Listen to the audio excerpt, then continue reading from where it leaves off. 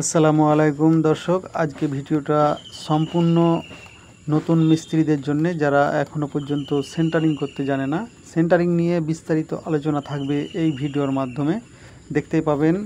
এবং আপনাদের সাথে যে আলোচনাগুলো করব, বিষয়বস্তুগুলো তুলে ধরবো, অবশ্যই খেয়াল রাখবেন এবং লাইক করবেন, শেয়ার করবেন, কমেন্ট করবেন এবং চ্যানেলে নতুন হলে অবশ্যই চ্যানেলটিকে সাবস্ক্রাইব করবেন, নোটিফিকেশন অল সেট করবেন, তাহলে নতুন নতুন ভিডিও সবার আগে পৌঁছে যাবে আপনার মোবাইলে। সেন্টারিংয়ের কিছু গুরুত্বপূর্ণ বিষয় আছে, সেগুলো আলোচনা করব। অনেকের কাছে সেগুলো হয়ে ওঠে না। এই ভিডিওটি দেখার পর সম্পূর্ণ সে কাজগুলো ভালোভাবে করতে পারবে। তো পরবর্তী বিষয়বস্তুগুলো দেখুন, শিখুন ও বুঝুন। সেন্টারিংয়ের কয়েকটা ধাপ যদি লক্ষ্য করতে পারেন তাহলে আর কিছু দরকার হবে না। তো চলুন কথা না বাড়িয়ে শুরু করা যাক।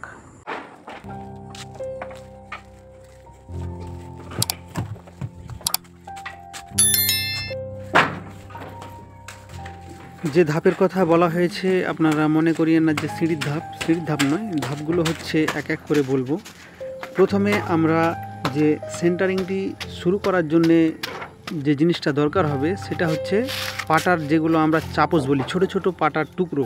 সেই পাটাগুলোকে আমরা ভালোভাবে দেয়ালে প্রেকের সাহায্যে সেঁটে দিব। আপনারা দেখতে পাচ্ছেন, সব থেকে ভালো হয় প্রেকের ব্যাপারটা বলি। প্রেক যে আমরা যে সচরাচর প্রেক দিয়ে কাজ করি, সেই প্রেকগুলোর থেকে উন্নত মানের একটা প্রেক আছে, চায়না প্রেক হিসাবে পরিচিত। সেই প্রেকটা একটু আগে দেখতে পেলেন একটা খাপ এখানে রাখা ছিল। সেই চায়না প্রেক দেখতে সাদা, স্টিলের মতো হবে। এই প্রেক দিয়ে যদি আমরা চাপসগুলো মারি তাহলে একটা চাপসে দুটো করে প্রেক লাগবে। সেই প্রেকগুলো দিয়ে যদি মারা হয় তাহলে এই প্রেক আর আপনাদের যে নর্মাল প্রেক আছে, লাল হয়ে যায় যে প্রেকগুলো, সেই প্রেক এটা অনেকটাই হবে, কম লাগবে। তো লাল প্রেক মারার থেকে আমি বলবো যে সাদা, দেখতে পাচ্ছেন এখন যে ওই চাপসে যে প্রেকগুলো মারা আছে দেখতে পাচ্ছেন সাদা টাইপের, সেই প্রেক কিন্তু অনেকটাই ভালো। 2 থেকে 3টে প্রেক দিলে একটা চাপস সেটে যাবে, যদি ইট ভালো হয়। ইট যদি ভালো না হয় তাহলে কিন্তু এই ভালো প্রেকের কোনো মূল্য থাকবে না। তাই চাপস মারার আগে খেয়াল রাখবেন চাপসটা যেমন শক্ত হয়, তাতে যাতে করে শক্ত হবে সেই প্রেক দিয়েই চাপসটাকে মারতে হবে। ইটও ভালো হতে হবে এবং জয়েন্টে যে মশলা থাকে সে মশলাও মজবুত হতে হবে। অনেক সময় মশলায় সিমেন্ট কম দেওয়ার ক্ষেত্রে মশলাটা অনেক ড্যামেজ হয়ে যায়, নরম হয়ে থাকে, প্রেক টানে না। বুঝতে পারছেন, যারা একটু নতুন মিস্ত্রি তাদের জন্য ভিডিওটি ইম্পর্টেন্ট। যারা ভালো মিস্ত্রি বা ভালো কাজ জানে তাদের জন্য অতটা ইম্পর্টেন্ট নয়। তাও বলবো ভিডিওটি শেষ পর্যন্ত দেখতে সবাইকে অনুরোধ করছি দেখার জন্য, এবং ভিডিওটি শেয়ার করবেন যারা জানেন না তাদের মাঝে, সেই জন্য দেখতে বলা হচ্ছে। প্রথম আমাদের যে কাজ, যেমন ধরুন চারদিকে 10 ইঞ্চির দেয়াল এবং মাঝে 5 ইঞ্চির দেয়াল রয়েছে। তো চারদিকে 10 ইঞ্চির দেয়ালের সাইডে আমরা একটা করে চাপস মেরেছি এবং বাইরেও মেরেছি, যাতে করে আমাদেরকে বিম বাঁধার পরে চাপসের মারতে অসুবিধা না হয়, সেজন্য আগে মেরে দিয়েছি। চাপসের কাজ টোটাল দেয়ালে যে চাপস মারতে হবে সেই চাপসের কাজ সম্পূর্ণ শেষ করে দিয়েছি। এরপরে যে এই যে বাক্সগুলো দেখতে পাচ্ছেন, এগুলো খুঁটি বাঁচানোর জন্য বাক্সগুলো তৈরি করা, এবং এটা 3 ফুট ছাড়া দেওয়া হয়েছে। এই বাক্সগুলো দেওয়া হলে বাক্সগুলো যে আমরা 5 ইঞ্চির পাটাগুলো মারবো, সেই 5 ইঞ্চি পাটা তলি হিসাবে আমরা ব্যবহার করেছি। সেই 5 ইঞ্চি পাটা সম্পূর্ণ মারা হয়ে গেলে আমরা আগের দিকে যাব। যেমন ধরুন এর সাইড পাটা এখন আমরা 7 ইঞ্চি মারি, তাই আপনাদেরকে দেখাতে চলেছি যে 7 ইঞ্চি পাটাগুলো সাইডে মারবো। তো একটা স্টেপ বাই স্টেপ যদি আমরা কাজ করি তাহলে কাজটা অনেক দ্রুত হবে এবং খুব সুন্দর হবে। আর যে বিষয়বস্তুগুলোর কথা বলছিলাম, প্রথমে আমরা কিন্তু গাঁথনিতে যেখানে ছাদ থেকে জল নিচের দিকে পড়বে সেই জায়গায় কিন্তু লেভেল পাইপে জল দিয়ে লেভেল করে সেই জায়গাটা কিন্তু ডাউন করা হয়েছে। আমরা ডাউন যেখান থেকে শুরু করেছি সেইখান থেকে 3 ইঞ্চি ডাউন রেখেছি।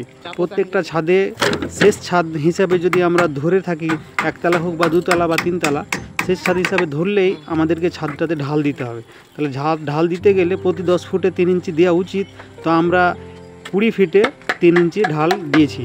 আমরা এখন আপনাদেরকে যদি দেখাতে পারতাম তাহলে দেখিয়ে দিতাম যে 3 ইঞ্চি ঢালেও খুব সুন্দর জল কিন্তু ছাদ থেকে পড়ে যাচ্ছে। তো যে বিষয়গুলো এখন লক্ষ্য রাখবো, দেখতে পাচ্ছেন তলি কিন্তু মারা প্রায় কমপ্লিট। প্রত্যেকটা জায়গায় আমরা কিন্তু তলি মেরে দিয়েছি। এরপরে আমরা সাইড পাটা মারতে কিন্তু শুরু করব। দেখতে পাচ্ছেন সাইড পাটা হচ্ছে 7 ইঞ্চি সাইজের, কেননা আমাদের যে ছাদ সেটা 5 ইঞ্চি ঢালাই হবে এবং বিম 7 ইঞ্চি। এখন গ্রামের দিকেও 1 ফুটেরই ঢালাইটা হচ্ছে, ছাদ আর বিম সহ। তাহলে আমাদের দেখতে পাচ্ছেন তলির পরে যে সাইড পাটা সেগুলো মারা কমপ্লিট। তাহলে একটার পর একটা কিন্তু আমাদের কাজ হয়ে যাচ্ছে। কয়েকটা ধাপের মধ্যে এখনও পর্যন্ত 3টি ধাপ হয়েছে। এরপরে আমরা কিন্তু ডাঁসার কাঠ ব্যবহার করব। এই তলি থেকে সেই তলির পাটা পর্যন্ত বা সেই সাইড পাটা পর্যন্ত আমরা ডাঁসার কাঠ ব্যবহার করব। দেখতে পাচ্ছেন ডাঁসার কাঠ অলরেডি ব্যবহার করতে শুরু করেছি। ডাঁসার কাঠ মারা হয়ে গেলে আমরা প্রত্যেকটা ডাঁসায় কী করব, খুঁটি ব্যবহার করব। লক্ষ্য রাখবো যে খুঁটিটা যেমন দেওয়ার পরে ডাঁসাটি ভেঙে পড়ে না যায়, সেই দিকেও আমরা খেয়াল রেখে খুঁটিগুলা যে যার মতো করে মেরে দেবেন। আমরা কিন্তু প্রত্যেকটা আমরা প্লাই ব্যবহার করব। তো প্রত্যেকটা প্লাই 8 ফুট লম্বা আছে এবং 4 ফিট চওড়া আছে।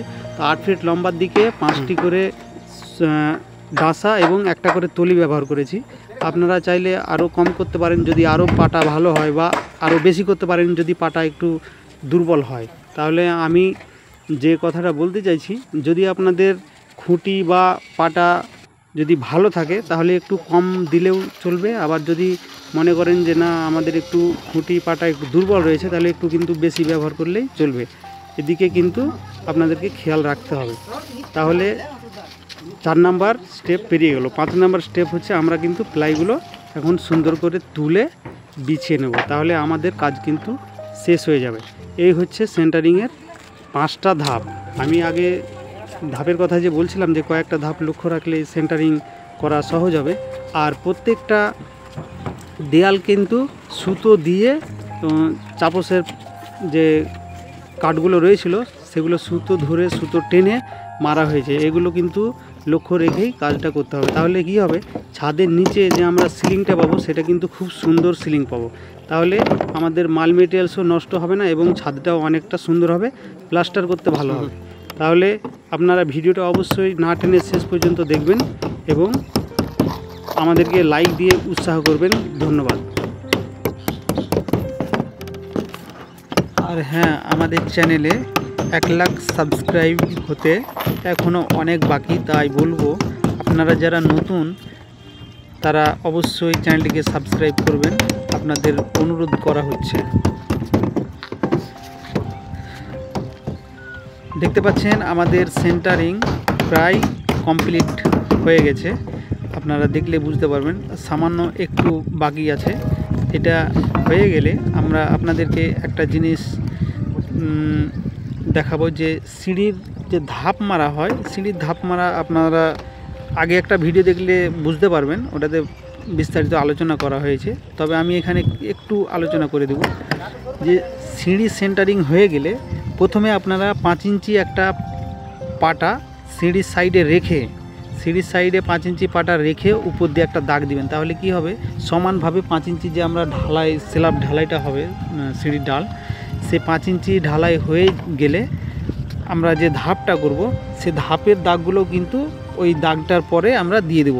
তাহলে কি হবে, দাগটা যদি দিয়ে দিই ধাপের পাটাগুলো মারতে খুব ভালো হবে। কেননা আমরা আগে দেখেছি উলুং ঝুলিয়ে ফিতা দিয়ে মাপ করে করে ধাপের পাটা কিন্তু মারা হতো, সেটাতে যা সময় লাগতো আগেকার মিস্ত্রি তখনই কিন্তু অনেক দ্রুত করতে পারতো, কিন্তু এখনকার মিস্ত্রির কাজ অনেকটা স্লো হয়ে যাওয়ায় আমি বলবো যে এই পদ্ধতি যদি অবলম্বন করেন তাহলে কিন্তু আবার সেই স্পিডটা বেড়ে যাবে।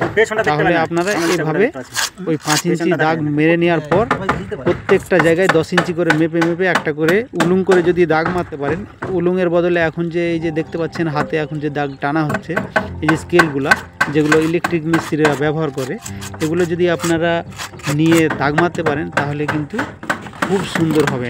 আমি কিন্তু এইভাবেই কাজ করি। আমাদের যতগুলো সাইড রয়েছে সব সাইডেই কিন্তু এইভাবে কাজ করা হয়। তাহলে কি হয়, ধাপের পাটা মারতে অনেক সহজ হয়। এভাবে কিন্তু সবাই মারতে পারেন। যদি আপনাদের কোনো রকম কোনো মনে প্রশ্ন জাগে তাহলে অবশ্যই কমেন্ট করতে পারেন। এবং সে নিয়েও আমার যদি বলেন ভিডিও বানাতে আমি ভিডিও বানিয়ে দেবো। আর যদি বলেন যে কমেন্টের মাধ্যমে আপনাকে কিছু বলতে হবে তাহলে আমি কমেন্টের মাধ্যমে আপনাকে রিপ্লাই দিয়ে দেওয়ার চেষ্টা করব। আপনারা যে কোনো যার কোনো সাহস নেই সিঁড়ি করাতে সেও সিঁড়ি করতে পারবেন যদি আমার ভিডিও দেখেন।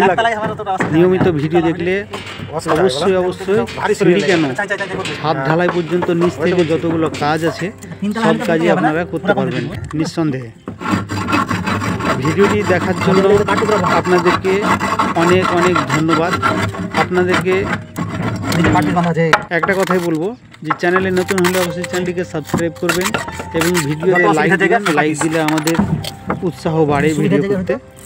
আর অবশ্যই আপনাদের মতামত কমেন্টে জানাবেন।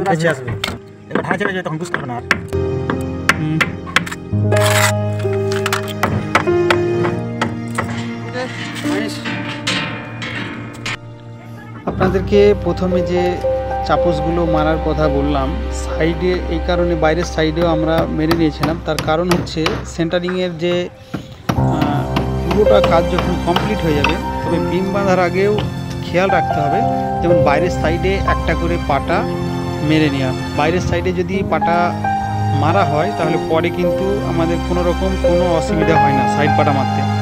তাহলে সবসময় কিন্তু এগুলো লক্ষ্য রাখতে হবে, তবেই কাজ সুন্দরভাবে হবে এবং অনেক আগে হবে। আসসালামু আলাইকুম।